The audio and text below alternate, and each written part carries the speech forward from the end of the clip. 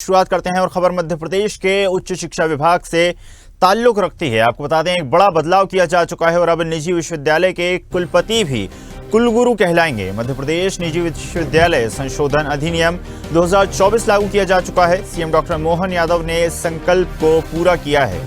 तो एक बड़ा बदलाव यहां पर शिक्षा व्यवस्था में किया जा चुका है। आपको बता दें, मध्य प्रदेश निजी विश्वविद्यालयों पर भी ये लागू किया जाएगा। सीएम डॉक्टर मोहन यादव ने इस संकल्प को पूरा किया है। काफी लंबे समय से चर्चा का विषय था। मध्य प्रदेश में उच्च शिक्षा के क्षेत्र में एक बड़ा बदलाव, अब निजी विश्वविद्यालय के कुलपति भी कुलगुरु कहलाएंगे। मध्य प्रदेश के निजी विश्वविद्यालय संशोधन अधिनियम 2024 लागू किया जा चुका है। सीएम डॉक्टर मोहन यादव ने संकल्प लिया था और उस संकल्प को अब पूरा किया। मध्य प्रदेश में उच्च शिक्षा के क्षेत्र में एक बड़ा बदलाव, शिक्षा के क्षेत्र में एक बड़ा बदलाव, अब निजी विश्वविद्यालय के कुलपति भी कुलगुरु कहलाएंगे। तो मध्य प्रदेश में एक बड़ा फैसला, एक बड़ा निर्णय शिक्षा के क्षेत्र में, और अब मध्य प्रदेश में उच्च शिक्षा के क्षेत्र में एक बड़ा बदलाव।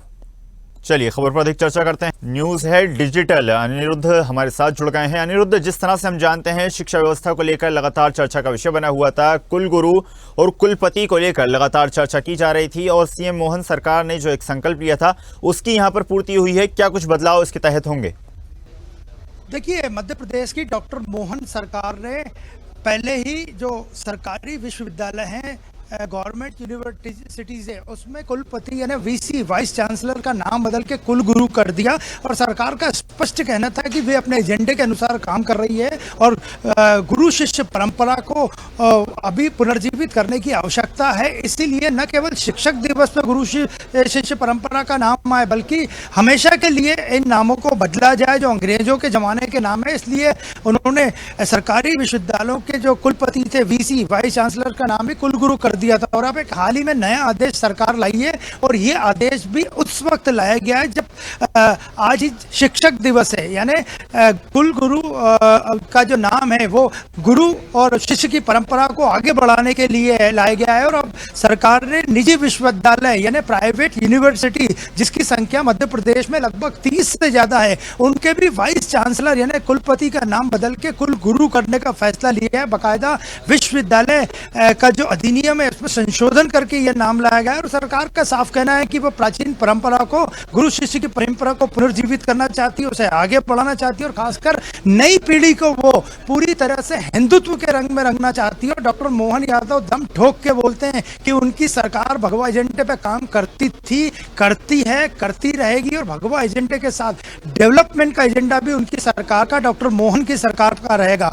तो सरकार ने बड़ा फैसला लिया है। अब मध्य प्रदेश के लगभग 30 से ज्यादा जो निजी विश्वविद्यालय उनमें अब कुलपति नहीं कहलाएंगे, वाइस चांसलर नहीं कहलाएंगे, वो कुलगुरु कहलाएंगे। और इस बारे में बात करने के लिए हमारे साथ मौजूद हैं भारतीय जनता पार्टी की प्रवक्ता वंदना त्रिपाठी। वंदना जी, बताइए कि सरकार बड़े कड़े निर्णय ले रही है और सीधा सीधा कांग्रेस पार्टी आरोप लगाती है, लेकिन सरकार का कहना है कि वो अपने एजेंडे पे कायम है।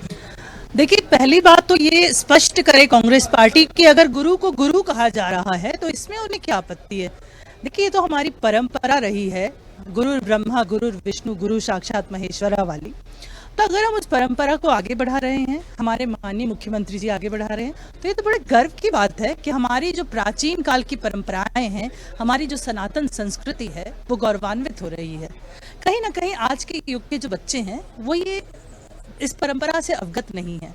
तो उन्हें ये अवगत कराना है कि गुरु की महत्ता क्या होती है, गुरु की आवश्यकता क्या होती है, और गुरु का जीवन में माता पिता से भी बड़ा रोल होता है। कुल गुरु नाम रखने से आपको लगता है कि स्टूडेंट्स का कुछ विचार में परिवर्तन आएगा? देखिए, हम भारत में रहते हैं और भारत में हमारी एक परंपरा है कि नाम का बहुत प्रभाव पड़ता है। जब किसी व्यक्ति का जन्म होता है, किसी बच्चे का जन्म होता है, तो हम नाम भी उसकी कुंडली अनुसार, उसके ग्रह अनुसार और जो उसके लिए उचित नाम होगा वो रखते हैं। तो कहीं ना कहीं नाम का प्रभाव तो अवश्य पड़ता है। और जब हम किसी को गुरु कहते हैं तो हमारे मन से भी वो भाव निकलते हैं। अगर कुल गुरु हमारे जो कुलपति हैं उन्हें कहा जाएगा तो आप समझिए कि किसी न किसी प्रकार से बच्चों में एक वो जो गुरु के प्रति जो स्नेह और एक आदर की जो भावना थी वो और ज़्यादा बढ़ेगी। तो आमतौर पे जो प्राइवेट सेक्टर है, भले ही से वो निजी विश्वविद्यालय हों या निजी उद्योग धंधे हों, वो अक्सर हिंदी के वर्ड से और संस्कृत के वर्ड से थोड़ा परहेज करते हैं। आपको लगता है कि ये बात सच है? देखिए, हम भारत में रहते हैं, हमारी राष्ट्रभाषा भाषा हिंदी है, संस्कृत हमारी प्राचीन भाषा है, हमारे पुराण संस्कृत में है। तो हिंदी और संस्कृत से सिर्फ कांग्रेस पार्टी को ही आपत्ति होती है, स्कूल वालों को कभी आपत्ति नहीं होती। अगर होती तो क्यों आज हिंदी और संस्कृत की शिक्षा दी जा रही होती? मैसेज अच्छा जाएगा? बिल्कुल अवश्य अच्छा जाएगा। अपनी राष्ट्रभाषा भाषा का प्रचार कौन सा देश नहीं करता? फ्रांस फ्रेंच का प्रचार करता है, जर्मनी जर्मन का प्रचार करता है, तो हम भी अपनी राष्ट्रभाषा हिंदी का प्रचार करेंगे अवश्य। स्वदेश न्यूज़ से बात करने के लिए धन्यवाद। तो ये थी हमारे साथ भारतीय जनता पार्टी की प्रवक्ता, और उनका साफ कहना था कि राष्ट्र की भाषा है और प्राचीन भाषा है, इसलिए अगर वाइस चांसलर को निजी विश्वविद्यालय में भी कुलगुरु कहा जाता है तो इससे न केवल प्राचीन परंपरा को बच्चे याद करेंगे, बल्कि उन्हें गर्व भी महसूस होगा कि वे अपनी भाषा, अपनी मातृभाषा में अपने टीचर्स को, अपने वरिष्ठ शिक्षकों को कुल गुरु कह रहे हैं।